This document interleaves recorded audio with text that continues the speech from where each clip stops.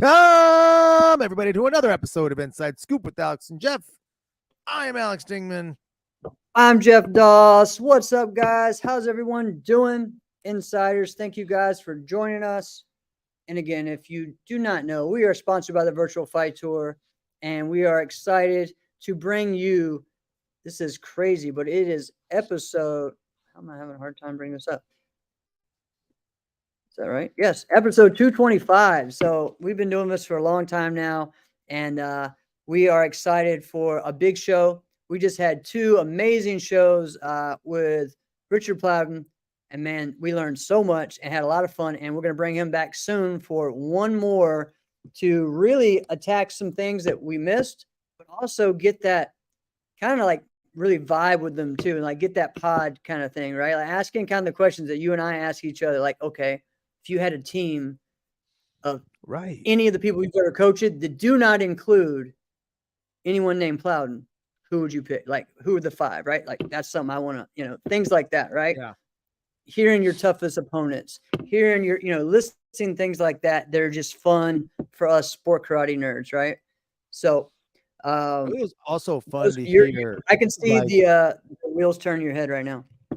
Yeah, it was fun to hear like some of like the little nuances when he like and definitely go back and listen to both of these episodes again. Yeah, but definitely. when he talked about just being in the hotel lobby, the Diamond Nationals, just kind of walking around, and he knew who a bunch of guys were. He's the way he did it, and this is checks out. That he would know all the details of most of his competitors and most of his peers, that he would know them all, right? That's definitely who he is right now. And that someone would just pick him out and say, hey, let's go hang out. And then they just talk martial arts, they just talk competition, they just talk fighting. And you know what, this whole game, this whole sport, this whole lifestyle, a lot of it is, and we say it a lot, like if it's not fun, what are we doing here?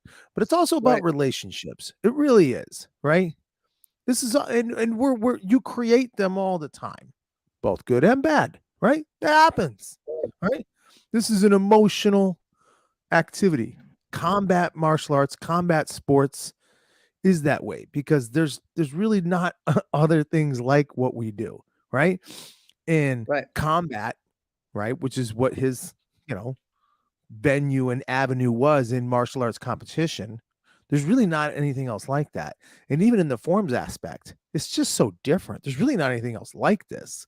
It's such a unique activity, and it is a brotherhood that we are part of. It is. So while you're competing against someone who kind of drives you nuts because you're like, I'm better than that guy. I should be beating them. I got robbed. I totally whooped them. This is a brotherhood. Still is, right? And so we do need to remind ourselves that. But you know what else is kind of cool though, Jeff? So we had a part 2. We've never done a part 3, with a guest before. We're gonna do a part 3. It's almost like we had to divide it. It's almost like you got like a series that you're covering at church. Like you're going through like Book of Acts, and you're like, we're gonna take a break from that. And we're gonna touch on this, and then don't worry, we're coming back to that series again. That's kind of what we're doing, isn't it? That's true. But it's going to be good, man. It's going to be good. All right. So one of our things is because we still had a lot to talk about from AKA, right? And we're going to get into some things that we learned from AKA that we should keep our eye on for the rest of the year, keep our eye on for the next event. We also have some big things this weekend is WAKO USA Nationals. So that's going to be exciting and really like a new beginning for WAKO USA, right? It really is. So it's going to be exciting to see what that's going to be about. So we're going to talk about that. We're also going to be talking about what should trickers / CMX competitors do better at. What did we learn? We said that we're going to talk about Sage Northcutt. All right. We're going to talk about him, and we're going to talk about some competitors of the week, and maybe who knows what other things that the insiders bring up. So the first thing though, that we want to talk about is something that we should be learning and addressing from AKA. All right. And this was something that we said was probably the most like downer of the tournament. Right. And it was when Jonah landed or didn't land very well and blew his knee out. It really just, and it just, in the opening trick pass, right? And everyone was so pumped up for him. This dude had so much intensity. Like, it was wild. Like, he reminded me of like a mix as far as intensity wise, like a mix of like Butch Marks, myself, and, you know, name someone else who's super intense, right? But to me, there's someone that I know a lot of people won't know his name. I know there's someone that a lot of people won't know this name because he only really competed for like 2 years, but he was mostly on NBL. But he reminds me of like Mike Testa. All right. And so if you guys, Brett, you'll know that name. This guy was so intense. And like, I'll share this. This is what it reminded me of because we were at Slugfest. And do you remember the DVD or the CD or DVD that Sport Martial Arts put out in 2002, I believe? Yeah, I know exactly what you're talking about. Yes. Yes. 14, 17 competitors in the world, right? So this form is on that, right? And it's Mike Testa, and he's at Slugfest, and he just got so like hyped up that he did his form. It was so fast, everything. And then he finished, and he didn't know where he was at. All right. And he just kind of like, everyone was like, hey, come over here. Come over here. He just kind of froze. Like, he was so like, that's the type of intensity that Jonah had in the daytime eliminations. Okay. And it was just insane. I'm sitting there like, whoa, all right, this is nuts. Right. So he was bringing that to the Warrior Cup to try to win that grand and make it to the Warrior Cup. Right. And unfortunately, the thing that we really need to talk about is landing in a safe manner. Okay. Mm-hmm. And so what's happened is, we've talked about this before too, that a trend that I think is happening more is people are doing landings on their knee or a split. And sometimes it's so that way, guess what? They don't bobble. It also looks cool because it's the superhero thing, right? All right. But are a lot of these guys landing into full splits? No, their back knee is bent, right? Are they landing straight line onto their knee or like onto the ball of their foot and then easing down into their knee? No, they're not. They're actually landing with their knee turning sideways. All right. What type of joint is your knee there, Alex? A messed up one if you land on it. It's a hinge joint. This is just like, it just bends this way, right? So if we're trying to go this way, that's what happens, right? And we're seeing that so much, so often. Okay. And you know, it backfired him and did that to him in a real bad way. He's not the only one that's landing that way, right? We're someone else talked. That's been actually a big discussion on the Open Martial Arts page, is about CMX competitors having their knee washing in, or it, you know, not having proper front stances and things, right? There's a big debate on what should be and what shouldn't be, because you know, having to ball your foot in the ground a lot of times and just like pivoting like we would like a boxer is faster. So there's some points to that, right? But yes, that's the next thing I was going to say, Richard. But that is what's bleeding into the landings, all right? And so one of the reasons why I feel like this is happening, where do a lot of these guys learn these tricks on? Gymnastics floors. Gymnastics floor. You don't really have to worry too much. The bounce, the spring, you can land whatever on that. You can jump and dive face first into the floor on a gymnastics floor and be fine. Right. Have a little rug burn, and then you'll just be good. Right? No concussion even. The whole thing just gives. Right? Right. And we've all done it where we just jump and you go on a gymnastics floor and you're good. However, it is necessary to not train on whatever your martial arts school surface is. All of us now, it's 2024. We're so blessed that all of our schools are matted. They need to be. Right. I'm sure there's some that aren't, that possibly are the case. And okay. All right. But for the most, all of our competitions are matted. All of our martial arts schools, for the most part, they're all matted. So it is good that you train on something that's going to allow you an opportunity to fail without injury. That is important. Okay. Yes. So, but you also, you still got to think about performing that into what it's going to be. Right. So it's the same idea that, yes, guess what? BMXers and rollerbladers learn on maybe a resi, right? Which is an easier surface for them to land, or learn it at first on foam or into the foam pit, right? But eventually they're going to have to do it on that surface, right? That hard surface. So they work their way up.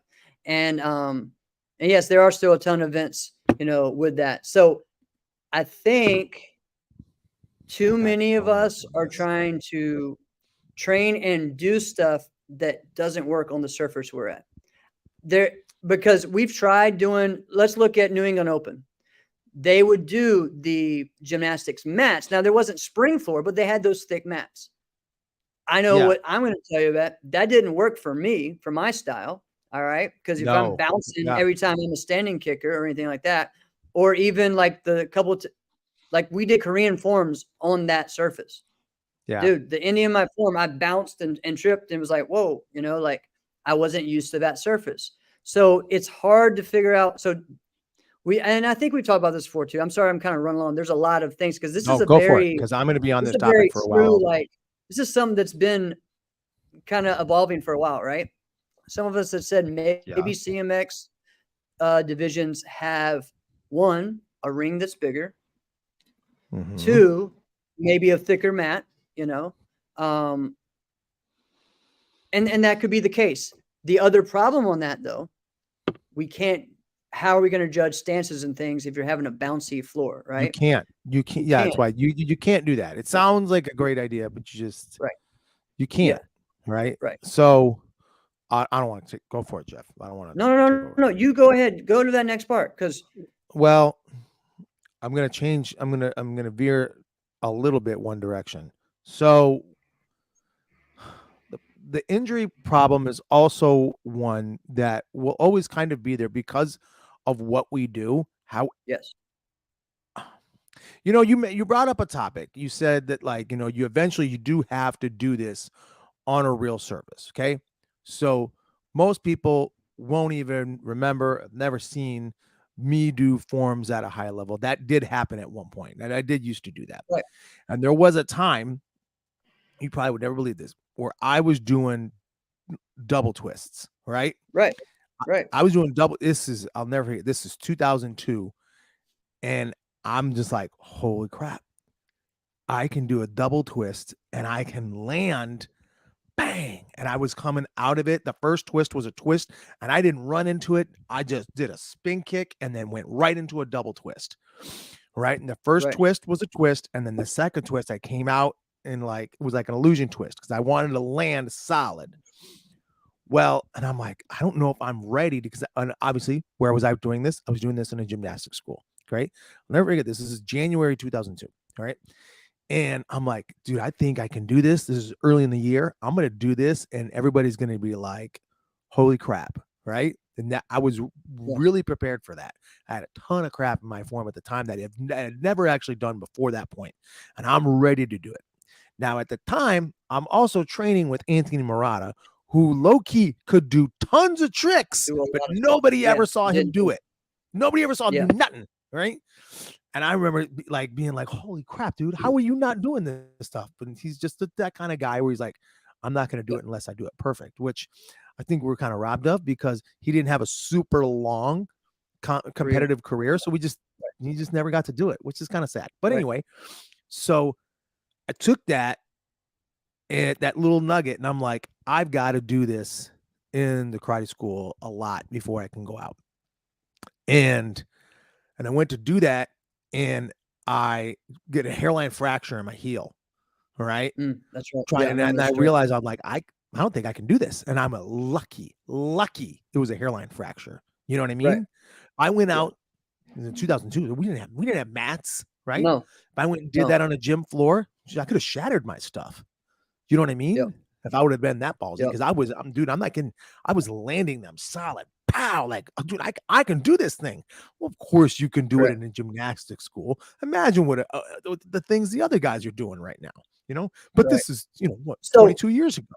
So, but the thing that I think is happening that is another component is the amount of training that our guys do not just on certain surfaces, but just in general. Okay. Right.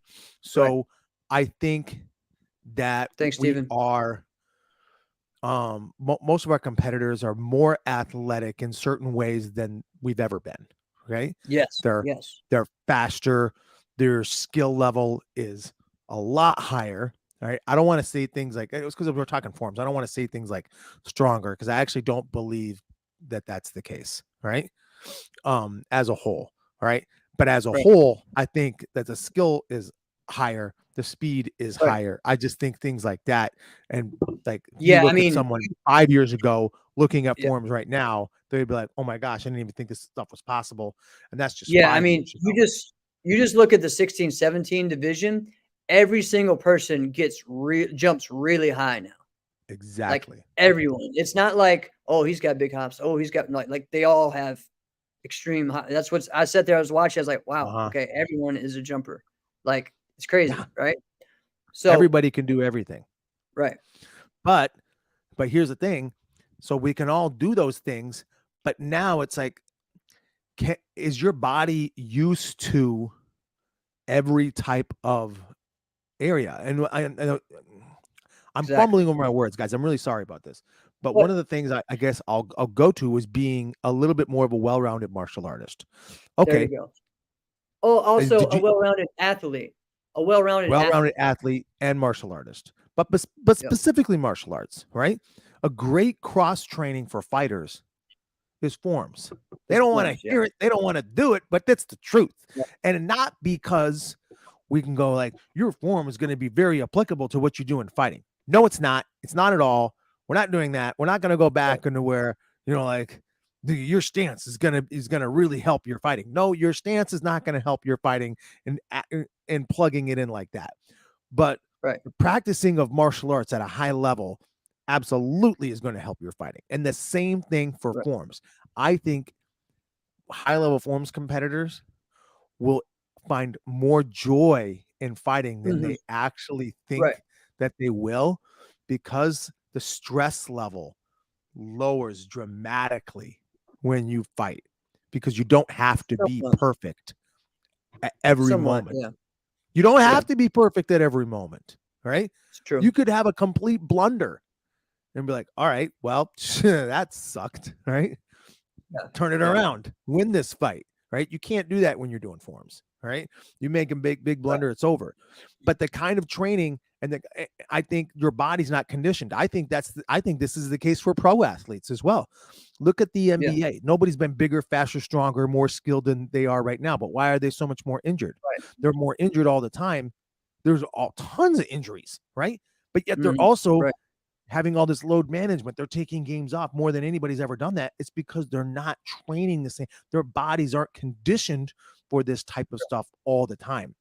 Correct. So they're not actually in that type of shape as much as they were back 20, 30, 40 years ago. Right? True. It's the same type of thing with martial artists. Yeah.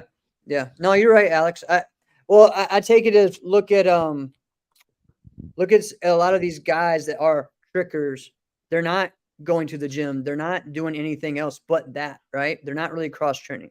You look at someone, some of them do, but like Michael Guthrie didn't start going to the gym until 2 years ago exactly, when he started training with Ross. Never did any of that. This dude is doing the craziest stuff in the world. Now he's able to, like, the greatest trickers that our eyeballs have ever seen. Yeah, and he's actually getting better in his 30s, right?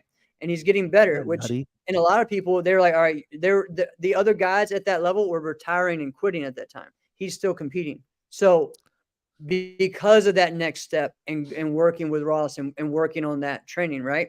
So I think we got to see more of that with our guys in the CMX division. You can tell the ones that are doing that and the ones that aren't, okay? And then we got to see, just focus more on the details. All right? Yeah. Again, oh, I'm fine doing that. Your knee is not built that way, so don't do it. Cut it out. You need to retrain that, all right? Go back to working on the basics, doing stance drills all the time. Work on your landings and how to do it. Work on lunges. Lunges is a good thing because that's where you need to be in that, so you can control everything. I think that needs to happen more. Some of the old school plyometrics we used to do, people have tried to people have gotten away from that. We need more of that, So I mean, I think that's just a topic we need to do so we can save our sport and so we can keep elevating and not losing these competitors at 16, 17 before they move up, right? I mean, we've all had, crazy injuries before. Guys, insiders, chime in with some of your crazy injuries that you've had during competition or in training, because we've all had a ton of them. But I think most of the ones that I had were because of the surfaces I were on. And had I been on something else, like how many tournaments did we have where we competed on that was cold concrete and it was just this thin little layer of red like carpet laid over the top that was duct taped down and around. And you're like, right. We think this is okay. Yeah. Right. Yeah. And I remember my brother and I would go to a tournament and be like, oh man, look at this is that nice hotel carpet. This is that stuff. This is that nice carpet. This is that bougie stuff. And now look at that. I mean, Today. Yeah. Isn't it just crazy to think? So I know. Look at the moves that we used to do that we were like, oh, I think I can get my foot underneath. Like doing moves like axe kick aerials. You know what I mean? Like today, these guys, it's not a hard move for them. All right. It's not a hard move. These guys can do so many more things. But I remember doing that move until, before I had it down perfect. And I destroyed, absolutely destroyed my ankles trying moves like that. Yeah. Because we did them on concrete floors. Right. I mean, I'll get into that. Which tournament was it that had the faulty stage floor, I think you mean? Yeah, that was last year at AKA. This year, I didn't see any issues with it. So they really focused on making sure that wasn't an issue. But it happened several times. And then also, Jeannie had a great point. That's why they always use Dan Perez for tricking incremental progress with safe progressions. That's so true. And I think that was a big thing that, if he has a program, Dan Perez has a program for how to work your way up. You need to get to this move. You need to do these 3 moves to get to that. Right. And same thing. He did the same program with hyper as well. So, can you believe that? Yeah. You got to pull Brett's up right now. Yeah, no. So Brett's talking about self-defense on no mats and concrete floors. And yeah, he said he actually got lockjaw once, got slammed so hard on the concrete that his jaw locked open. Yeah, it's crazy. That's insane. Wait, jaw locked open. Right. Just nuts. Dude, that's gonna be all right. Let's see what Richard has to say. Most painful. We have had freak equipment failures. Was AKA a few years ago, someone had their throat bruise. Yeah, the face shield slid down. That was Trent, right? Or Blake. I don't know. It was one of the Spences that happened to. Yeah, we've had some freak action. Yeah, the throat.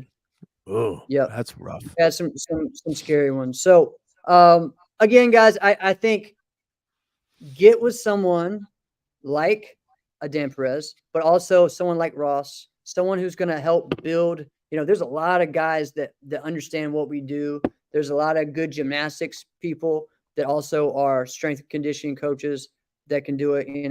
For me, I'm going to say Ross is great. He understands what we need and do. Yeah. So yeah, it was Trent. Yep. So check those guys out and that will help. But this is something just to really like a big warning that we really need to focus on that. All right.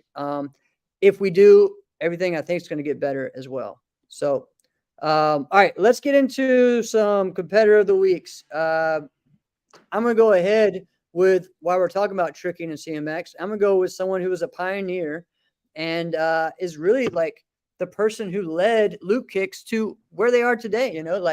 I think this year is going to be their 20th loop kicks. It's got to be more than that. Yeah, no, I think it is because 24. So it was 2004. I think was the first one. So Chris DeVera, amazing competitor, but also amazing tricker, amazing innovator, and amazing leader. Right, comes from the West Coast Taekwondo with Ernie Reyes. This guy to me still has my favorite jackknife that there is. Okay. His jackknife is still like the best. If you don't know what a jackknife is, it's a 540 spinning hook kick all in the air. landing on 2 feet. Okay. He Still got one of my so favorites. high, like, most people don't Right. get really high on that move. No, and laid back and then full extension, and he's just a good kicker, and he's still kicking today with and putting out really cool classes and curriculum and stuff out on the internet, but he's also teaching these core kicking classes to his Loop Kicks program. So they're not just getting, tricking, they're getting the basics. Right. But go on YouTube and look up Chris Devera right now, guys. Watch some of his forums. He was on, of course, representing Loop Kicks, but also was on Straight Up for a little bit. Just a really cool guy, and has done a lot for the sport of sport karate as well as tricking. And so congrats to all their success with Loop Kicks.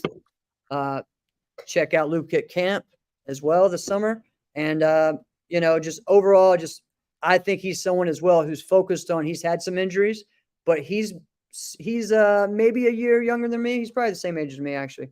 And able to still do what he wants to do right now. So pretty awesome. So Chris Devera, check him out and learn, guys. He's such a cool guy. And that's when if you would have just say, hey, what comes to your mind when you hear Chris Devera? I'd be like, cool, right? Because he just is. He's just one of those guys that I just feel like skill-wise could do way more than the guys who would beat him in competition, right? Right. And like I did it, and this is like early I'd say 2000s. Consistency, but go ahead. But I would I remember I did I was in a competition. It was probably Compete Nationals, right? Let's probably be straight. It was probably Compete Nationals. Man, I love you, man. You're growing. You're saying it right now. I know I'm saying it right now. You like that?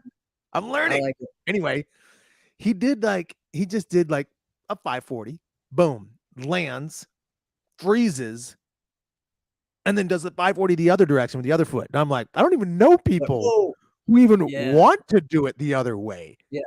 Right. Let alone have trained it and will do it in competition back to back. Like, what is that? Who does that? But at the same time, like at that time, he was pretty young. I don't think he choreographed his stuff the best because he could do everything that you can't do everything in the form. You can't do that. Right.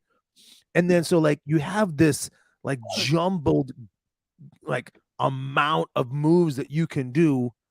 It's not fair. Whereas most competitors, they are doing everything that they can, right? At that time. Right. It's like, I can do this. These are my best 6-7 moves.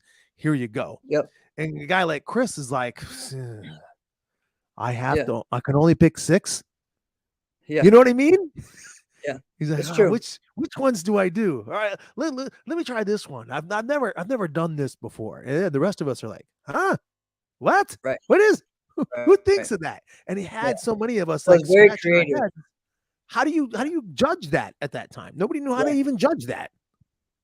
Right.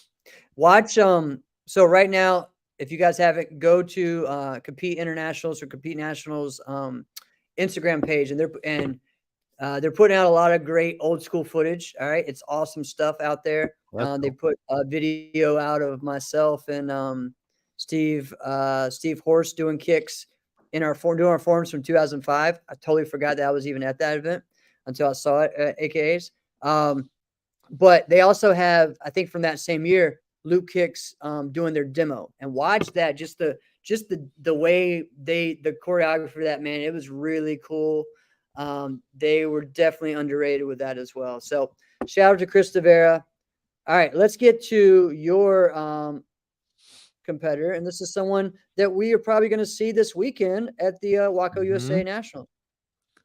So Alexia Jimenez, recently picked up by Top 10 USA.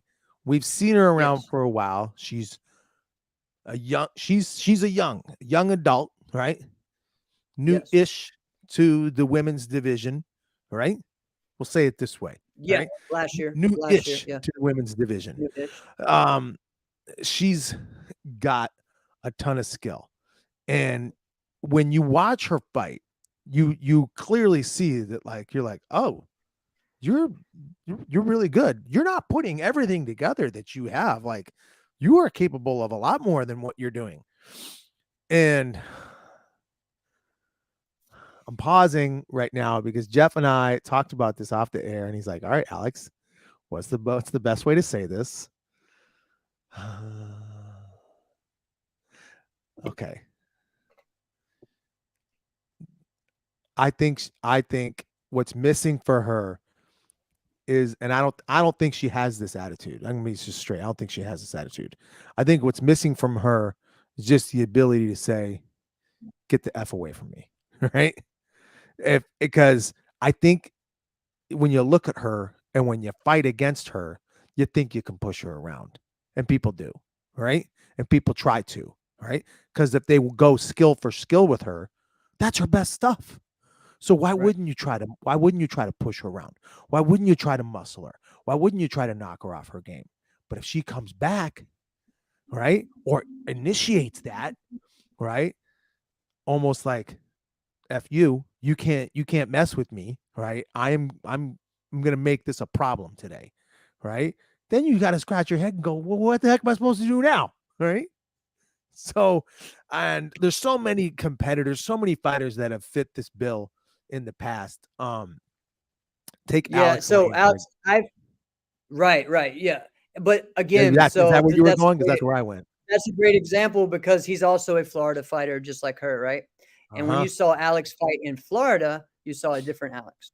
Just like when Mm-hmm. I've seen Alexi fight in Florida, you see a different that vibe down there, the rivalries, everything like they fight. Okay. And so both of them are good though at knowing how to fight that way and fight somewhere else. So, and she's done a lot of fighting in Europe lately. So I think it's there.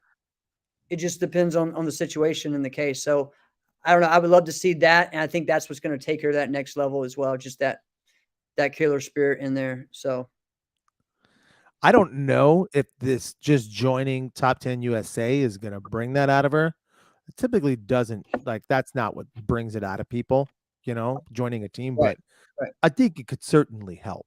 You're right. I don't know what the total culture of that team is, but I know what they're about, right? And yeah, what they want to do. So I think this is a good pairing. yeah, And what I would challenge someone like Alexi is that, like, you don't turn around, right? And that's just something very, very simple. Like, doesn't matter what it is. If you're fighting, and because she's gonna have her leg up, like, you get tangled, mhm, you never get your back turned, right? right, Or you never turn around at all. You never turn. Your eyes are always forward.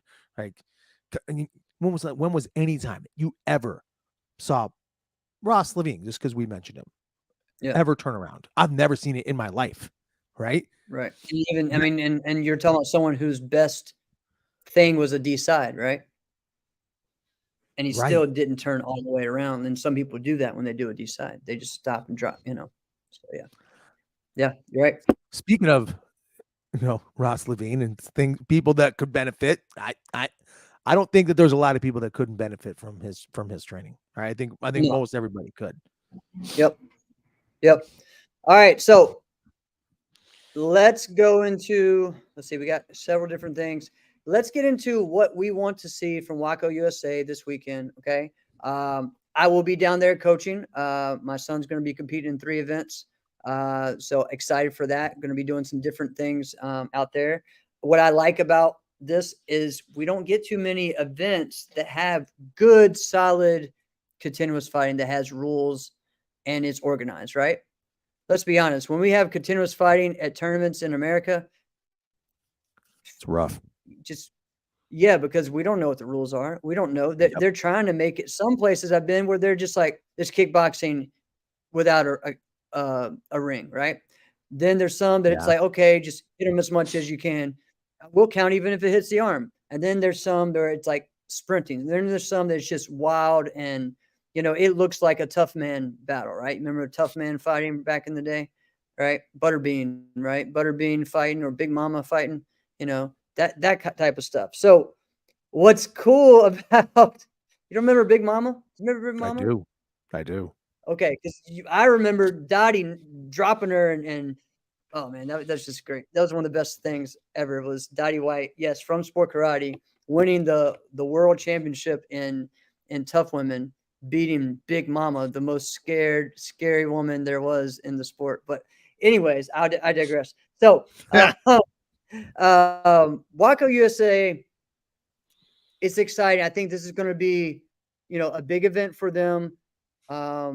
It's another reset, I feel like, but I think that the idea of having everything in one spot, ring sports, tatami all together, and everyone on the same page, I feel like that, new blood, new people, everyone's excited about it. I've seen several different workouts with other, we have people in Florida, people in Texas, people up north, this past weekend had a training to get ready for that and focus on that. So it's cool to see, the growth in that. I'm excited for, kick light and light contact. That's what my son's competing in. And then of course he's doing point fighting as well, just because, why not? Right. But that's going to be fun. The setup is Friday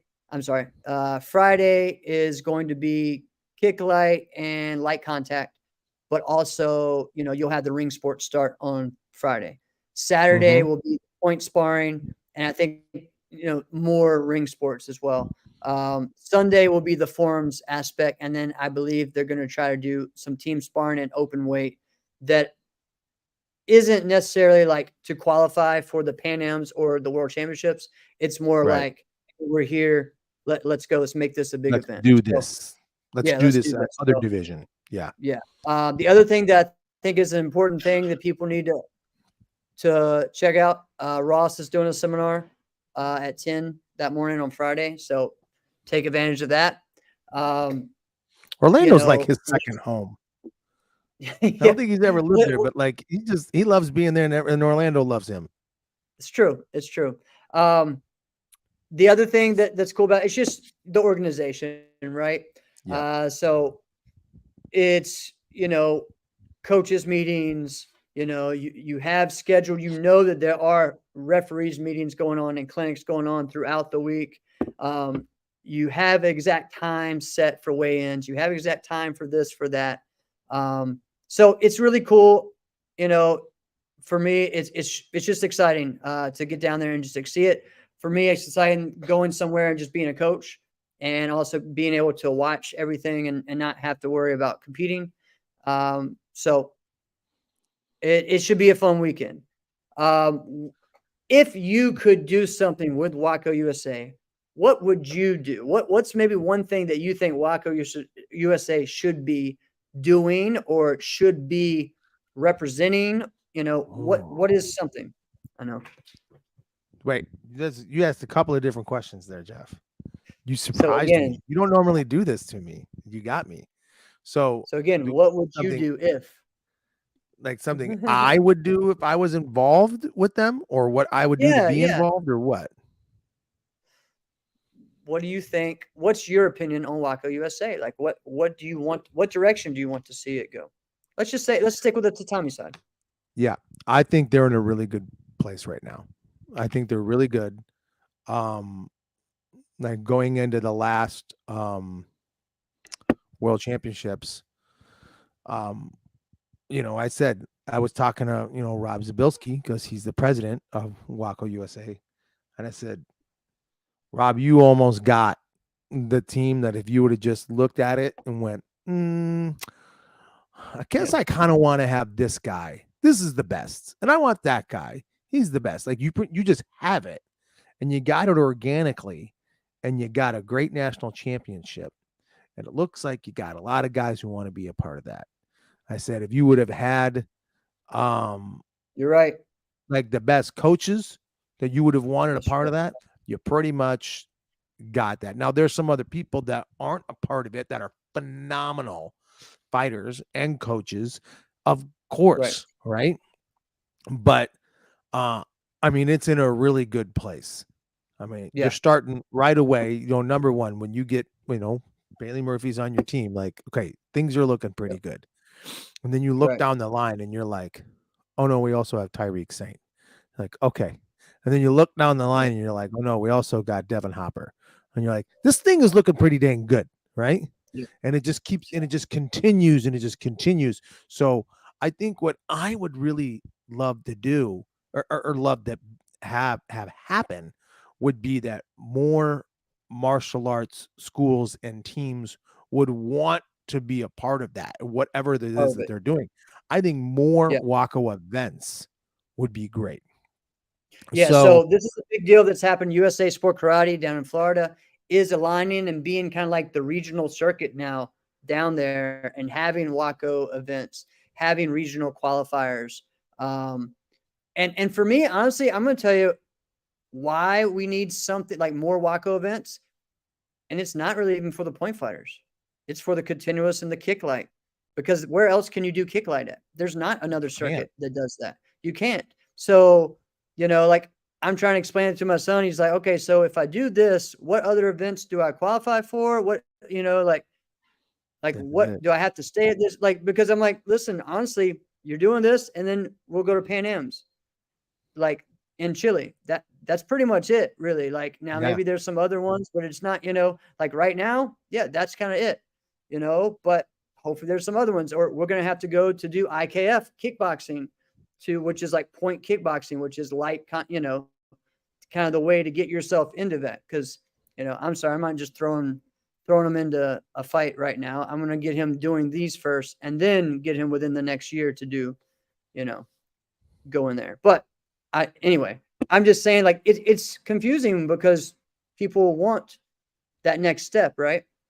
So, um, so I mean, more yeah, events. That's the thing.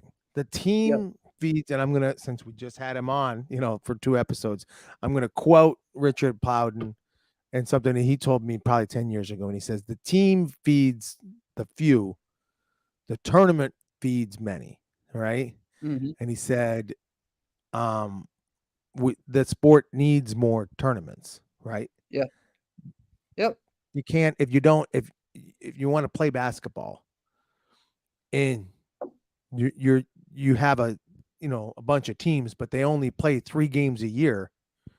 What the heck kind of activity is that? That's like, right, what are you just exactly, doing dribbling drills, and then like you get to play like 3 times a year. Like, what is that? Right? That's right. not Well, that's no fun at that's what all. people that's what people are confused about when they join martial arts. They think it's just like baseball or something else, right? So now we get to go to tournaments. Well, no, you got to do the separate program and do that, because what we do at tournaments ain't even like what we're doing in class. You know what I mean? Like there's things like that, right? So it's a very different thing. It's very confusing.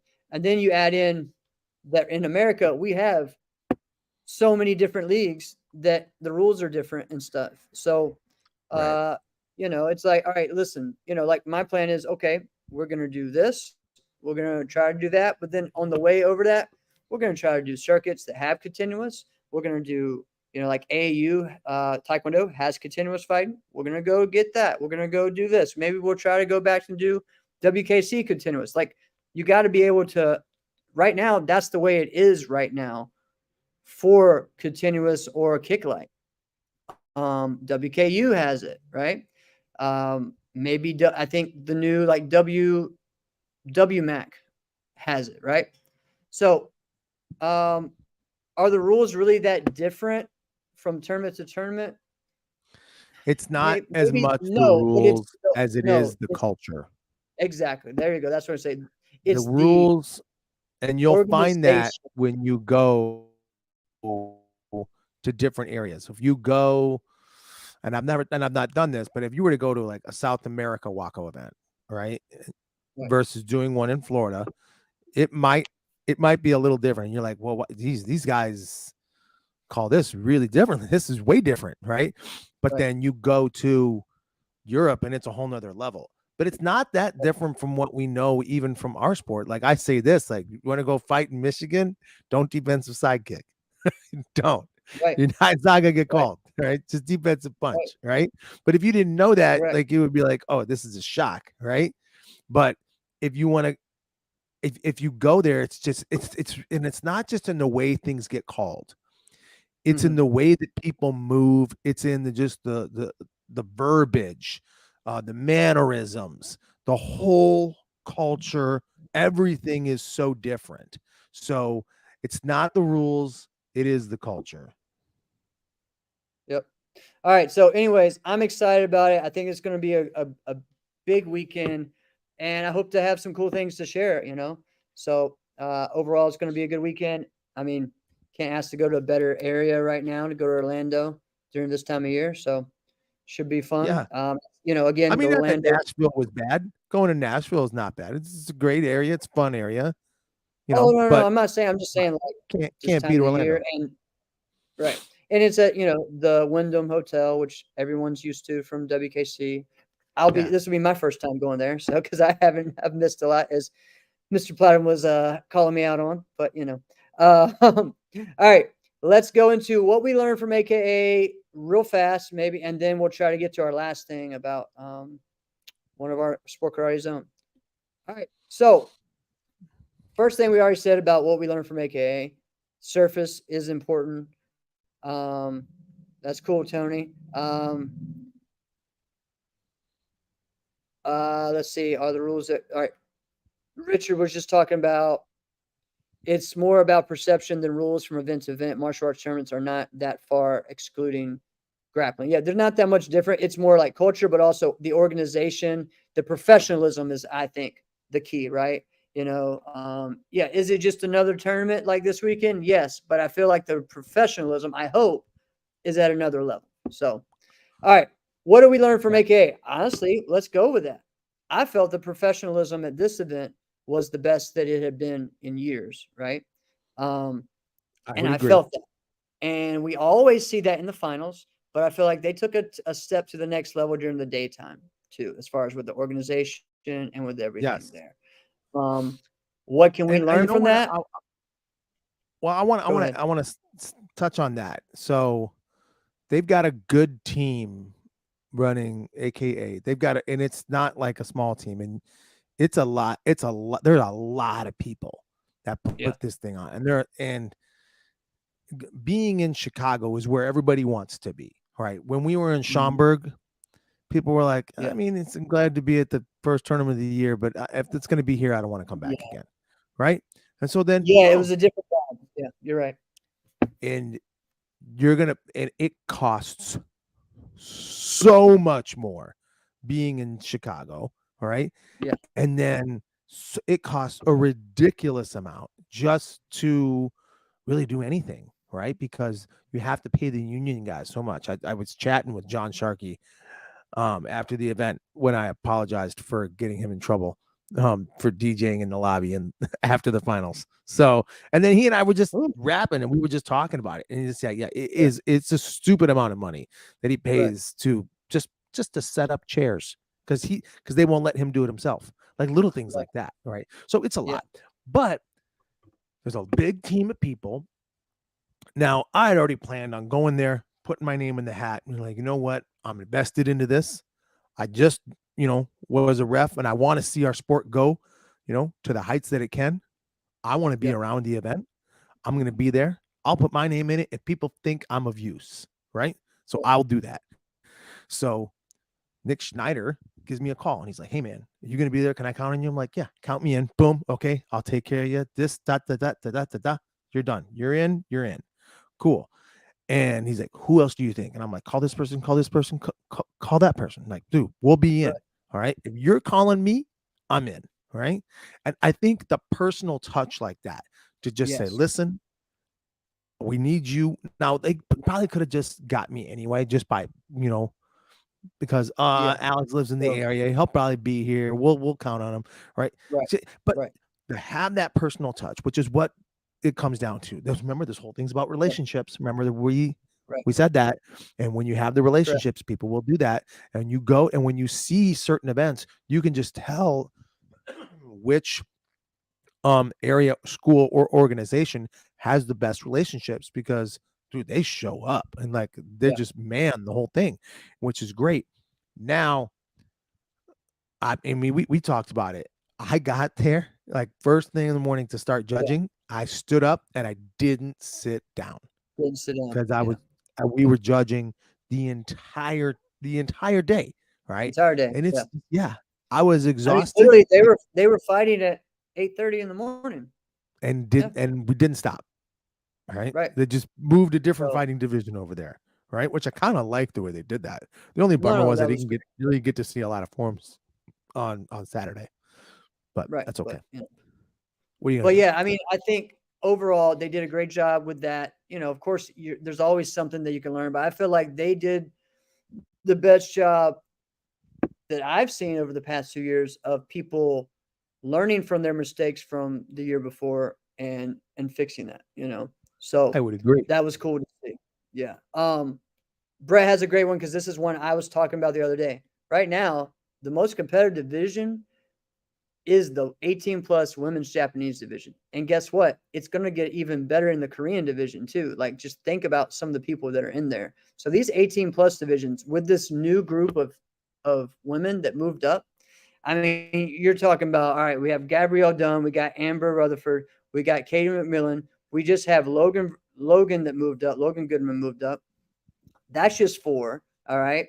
We have Melina, we have, I'm going to miss some because there's so many right there. That's just 5 right there, right?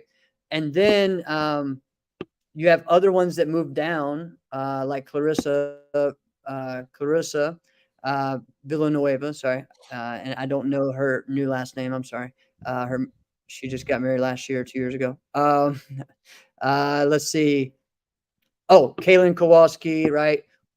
You also have people there's a lot of great competitors that are in there. And really that just to get in the top 8 in there is a big deal. All right. And then like you're going to have the same thing with Korean soon because we saw the new girl, Lily, fresh off of moving up, you know, stealing some wins, right? So you have her and then Caitlin was not there. So getting to see her, Caitlin and Gabrielle against each other.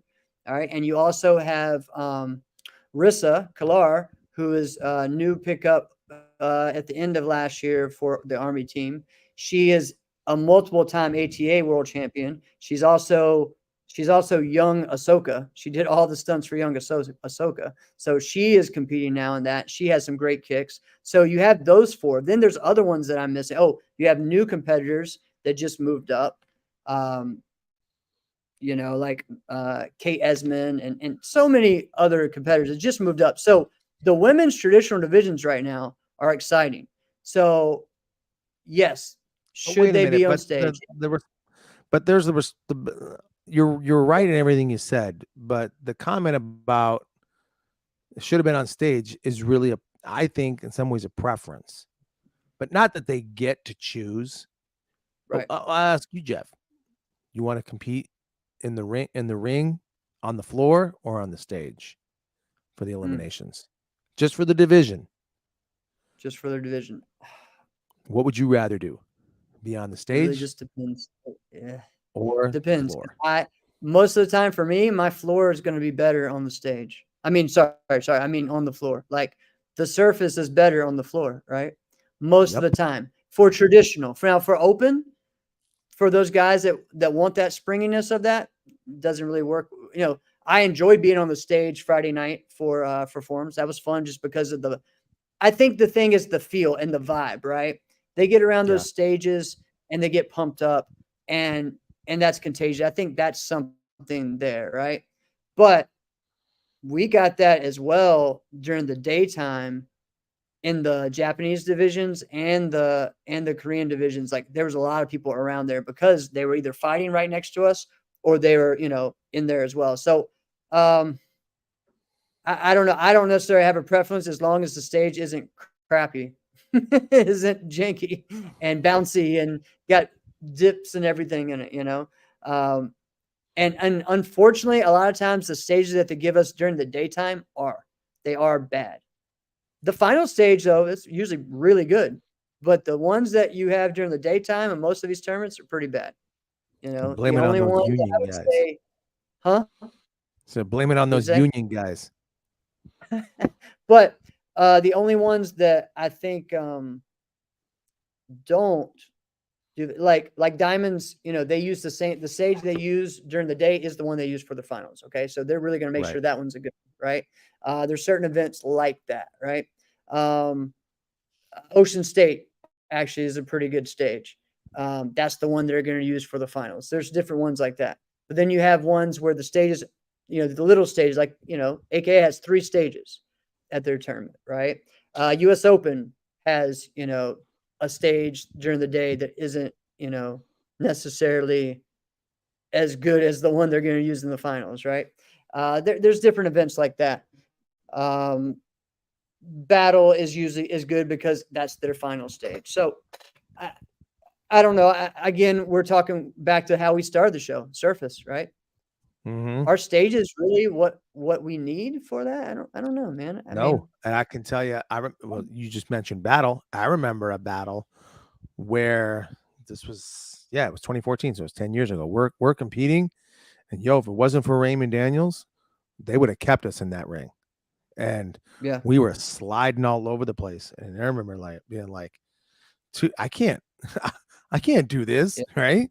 right, And I felt like right, I had an easier time than like other guys. Like I remember fighting on a team with Hamid Ferruzzi, right? And yeah, this guy, he yeah, doesn't weigh anything. right, So I have more weight so that I could at least, stand there. His game correct. is running all over the place, Going all over the depending on place, cuts, exactly. and he's just sliding. He was on the floor a bunch of times, and he is Yep. pissed. And so, but we said something, and they're like, "Nope, this is the way it's going to be." But if it wasn't for Raymond Daniels, we would have stayed in that ring. But he was like, "Nope," and he just backed up. All the All Stars just went and stood in the open ring in the corner, and he goes, "This is where it's going to be, and we're going to be over here." And then, sure enough, this just moved the thing to the Yep. floor, and we were all so much better for it, right? Well, But and I think that's the big thing that we're seeing right now with the point fight is that, you know what, we want bigger rings. We want a 7x7 at least, you know, not a 6x6, especially if you are not being consistent with this out of bounds rule, right? So there's a lot of things like that. So I'm glad that most of the time we're getting that from people. Um, One thing that we saw, actually, you know, I didn't notice it as much as, all right, in forums at Toronto, there was a big thing about people stepping out of the ring and getting penalized. Okay.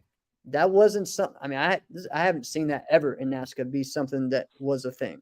Do you remember people really like pushing that? In NBL, it was a thing all the time. But in it was NASCAR, I never never, a thing. Listen, the only time it was it may ever a have been thing, in the rules, but it's not necessarily implemented. So, or never. enforced, The only sorry. time it was ever a Enforced. thing was in the super fight days.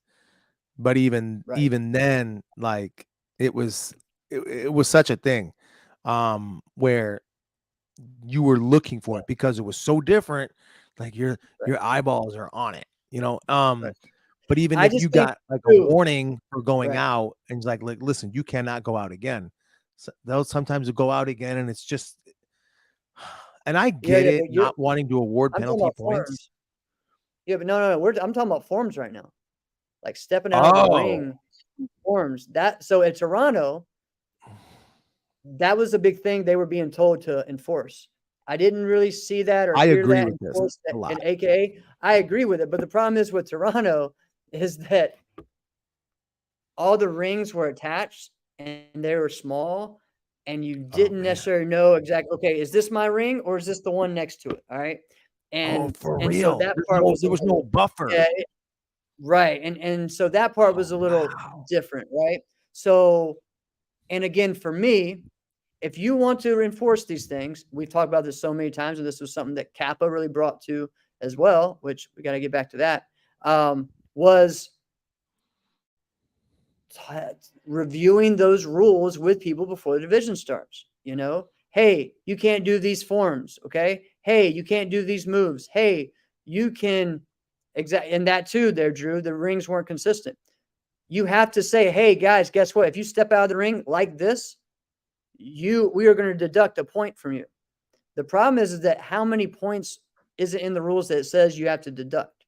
That's another issue. So Yeah. just like in fighting, hey, are you pushed out? Are you forced out? Did you fight out? Did you step out? We got to cut out the gray areas, and we got to be, more focused on that. So I didn't see that in Force to AKA. I feel like I do believe, like, if we aren't allowed to, if we need to, all right, what's the point of having a ring of a certain strict size if we can just go out of it all the time? So I agree with that. Yeah. You gotta be clear. But and again, it's not clear in the deductions. So that should be a thing. And the problem is with deductions, harder to do a deduction when you're not actually scoring your ranking. So yeah. So that's what makes it hard on that. All right. What do you want to say about that? I agree with that, because I think for fighting it's kind of tricky, like you just mentioned. Are you running? Did you get hit out? Did you run out? Did you get forced out? Did you fall? Did you get kicked out? Right. There's some variables within your form. Like, no, it is just you in this ring. And yeah, if you Right. made a mistake and you didn't mean to, all right, well, you're still the only one to blame. Correct. It's you. There's no other variable except you. So you lose. Right. So yeah. All right. So overall, again, I'm excited. I Like, got one more though. AKA, just okay. You go one more. Go. I got one more. You know what I'm gonna say. Oh Listen, man, here we go. it was so great though, Jeff. It was great. The finals was really good. It was a great production. But I'm gonna tell you, Reed Presley is good. Reed Presley's very good on the mic. I was enjoying him on the microphone, and at one point I got up because we all do it. If you really want to be like ringside, you want to see this fight. So I go up, I'm ringside, and Reed Presley's right next to my right shoulder. And he was saying some things, and I remember feeling like that was really good. And I looked over at him, I gave him a little head nod and like a little thumbs up, like, because it was great. And I'm not gonna bash anybody, right? Who was going to be the finals announcer and has been the finals announcer, right? We all know Mike Chat's been that, so I'm not going to say all the things, but if you've heard him, and Mike's Chat speaks very well, right? He's a very good job. Okay, so if that's what you want, and you want somebody who's just going to be really great, articulate, not like this guy right here who's got a funny sounding voice. I get that, but Right. Okay, then Mike's your guy. But it's also a little milk toast, right? It's a little bland. Okay, so Reed brought a little extra to it without going over the top, without being too much, without making it about himself. And I just thought that was really cool. We didn't have to hear the same thing. I'm not even going to say I can't stand the word, right? So I'm not even going to say it, right? But he found ways to make things interesting for you to hear and for us to talk about this competitor without using the same phrase over and over and over. That's why I just thought he did a really good job, right? Yeah. Reed Presley should do more of these things. And he has been. He's been doing it most of the tournaments. And honestly, was it last year, maybe the year before, was when the first time we really heard him start doing it was at Battle of Atlanta. And he's improved so much since then. So it's really cool. And he loves doing it. So definitely a great choice. Now, with that being said, I feel 100% this way, that if you really want your best finals like performance and experience, you put Jeff and I in there, right? You put both of us in there. You mic us both up. I'll have to be mic'd as a competitor, like that'll be a whole nother thing, in a Phil film style. Oh, that would be great. Yeah. They could like video, they could have someone with just like a separate video of you like warming up. Of course they should. All right. They should totally do that. Or you know what, guys? If Jeff's competing still, because he's going to be, just mic your boy up.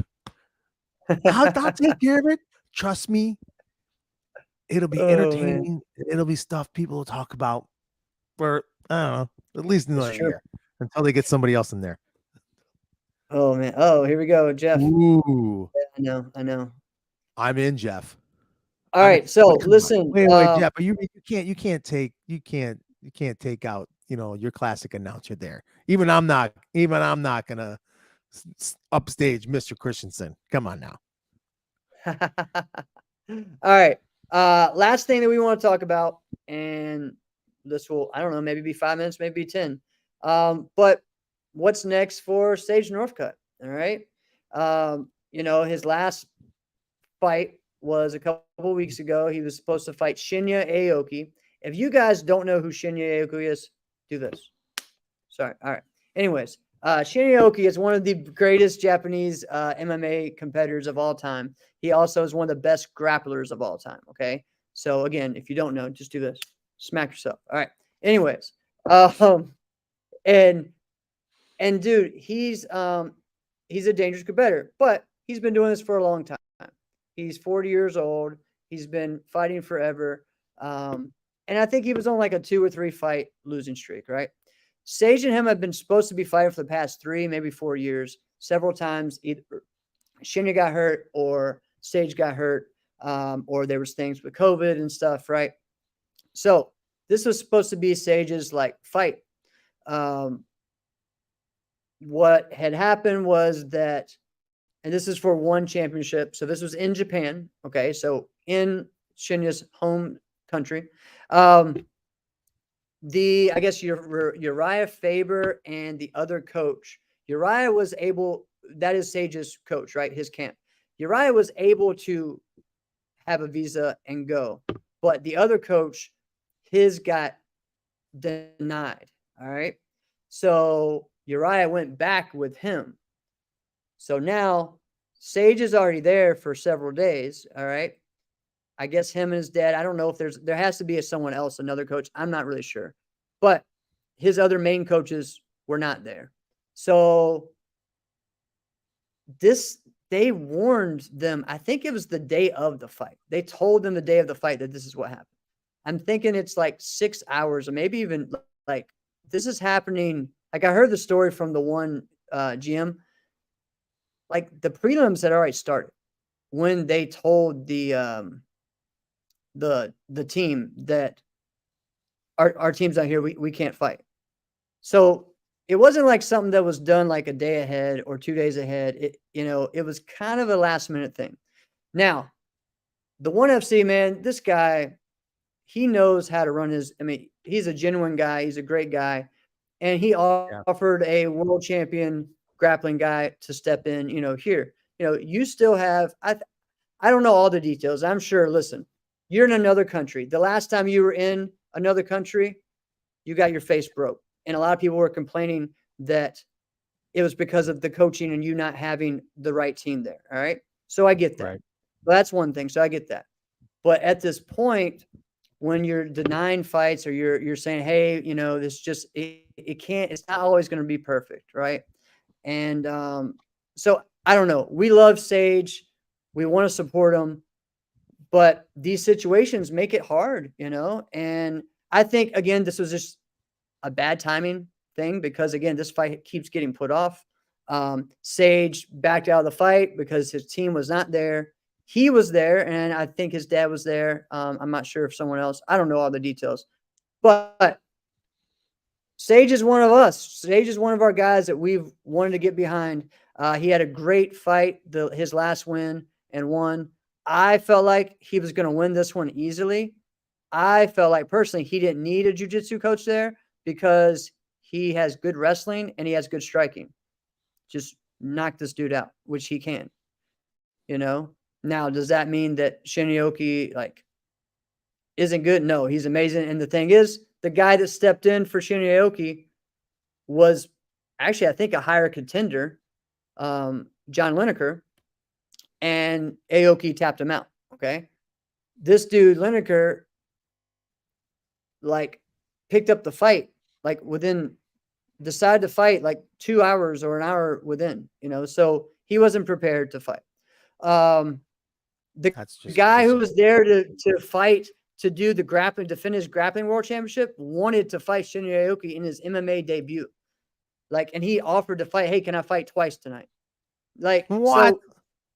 So that's just, so again, I feel like, and again, we want to cheer for Shades and we want to do this, but when you have those guys that are stepping up and trying to do that, it makes it hard for management, again, to want you to come in and do those fights, I would think. But maybe, I don't necessarily know everything on that part. Just from the outsider's perspective, that's what I'm looking at. I'm not trying to bash Sage. I love Sage. I love the family. But, dude, how long has he? It's been, what, a long time now since he's debuted, and he's been doing this. When is that push going to happen, right? You know what I mean? Like, to be a champion. No, I know exactly what you mean. And it's kind of like the same question as like, all right, you're a young fighter and you're on the come up, but at what point are you not young anymore? A young fighter anymore. Yeah. And that's what he has to look at as well. And I think the better question would be to really ask, like, what do you want? Yes. What do you really want? And what do you want to do? Because it is entirely possible that perhaps he doesn't really want to be a professional fighter for an extended period. And he's, and I have no knowledge of this. Perhaps he's identified that he's got a different avenue of life that he wants to do. But hey, I'm a damn good fighter. Let's fight when I can. Sure.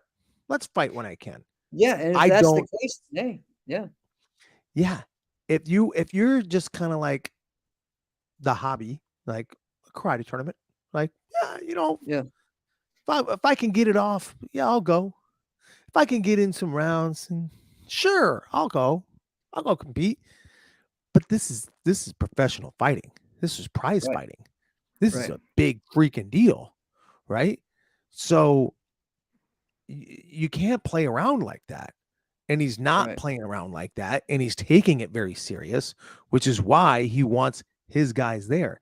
And just like you said it, last time you were in this situation where it was seeming like your corners and your coaching didn't have like the best for you, you got busted up. Okay. So you want to make sure you remedy that. Okay. But this is the fight game. And if you're not fighting, you're kind of not in the game. Right. So, and yeah, like you said, nobody wants to root for him more than we do. Right. We do. Right. We want to tell when people around town are talking about, oh, this fight and that fight. Oh, did you see this? Right. We actually take joy in saying, like, yeah, I know Wonder Boy. Yeah. I know. Yeah. You don't know no Wonder Boy. Like, no, really. We're in the same kind of circle. Like, we do the same stuff. Like, get the frig out. You don't know. You can't kick like Wonder Boy. Like, you don't know. We actually take a lot of joy in that. We take a tremendous amount. Even someone that we don't really know in the States a lot, but we kind of get behind him like we do with like Michael Page, right? Yeah. We're like, no. I mean, we're not friends, but like I know that guy, right? Right. Oh, sure you know him. Like, yeah, no, I do. And we do that with any of our guys that do that. And Sage is one of us. So that's why we want to do that. But it's really a bummer. And you want to say like, oh, someone should have done and he should have fought, or you know what, you should have just done this. But you just don't know the dynamic. You don't know. You don't know. All I can say is it probably doesn't help not fighting. You know what I mean? Yeah, it absolutely does not help. And that's something that I hope he and his people understand, that like, listen, we're not going to take this fight and this is going to be a massive setback, because there's no other way to put it. Like, it's going to be, right? But now you just got to fight a bunch, kind of like when, remember when Mike Tyson came back, when he came back from out of prison, and he had like a ton of fights before he got to like the heavyweight title, and every single one of them, we were like, everybody watched every single one, right? But he had to have a ton. He couldn't just go fight for a title right away. He had to have a ton of fights, right? And it was like, boom, get another one, boom, get another one, fight right away, get another one, get another one. And that's kind of what he's got to do. He's just got to fight as many people who will stand in front of him as he can. And now maybe more people will, because before, right? When nobody really knew you, right? Like, why do I want to, fight with this guy? Right. Or then they see you do a slide sidekick and knock someone out right to the face. Right. Be like, I don't Right. want nothing to do with that, right? But now that you're not fighting as much, maybe they do want to step in with you. Who knows? I don't know that fight game like that. The other problem with this is that he's a member of an organization that's mostly in Asia, right? They come over here not as much as, they are coming here more, which he needs to be on every USA card there is, right? And same thing with Colby when she's not going to get back because they're having another child, right? But maybe she is. Who knows? No, what? What are you saying? So maybe they are. I don't know. Yeah, they are. It was already announced. Yeah. Yeah. Okay. So never mind. Anyways, so she won't be doing a fight anytime soon. Okay. So we all know that. Anyways, as far as for Sage, it makes it tough because it is a big, you went all the way over there to Japan, and that takes a lot, with the travel and everything and your team to go over there. And then now you got to go all the way trip again to try to find another fight over there. So it does make it hard. And again, for us here as his fans, it's tough to watch, because it literally the event started at 3 a.m., our time. So it's like, yeah. All right.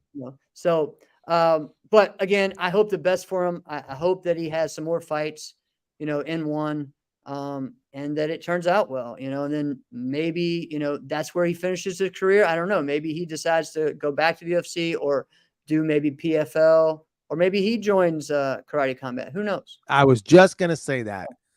If I don't know what his contract looks like, but if he can, how cool would that be with Sage Northcutt at Karate Combat?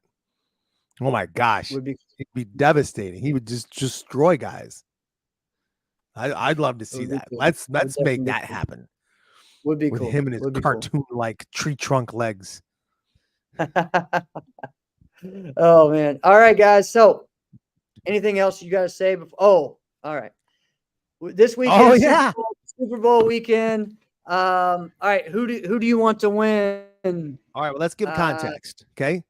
Okay, guys. Here's the context. The reason why it matters who Alex picks for the Super Bowl is outside of last year, I was on a 22-year losing streak where whoever I would pick, like I want this team to win, they would lose the Super Bowl 100%. And I just couldn't freaking get it, right? You got a 50-50 shot and you lose 22 straight times. Right. Well, last year was the first year I won. So at that, take that into your betting consideration or not. I made some people a lot of money just going the other way, right? Like, oh man, I went the other way.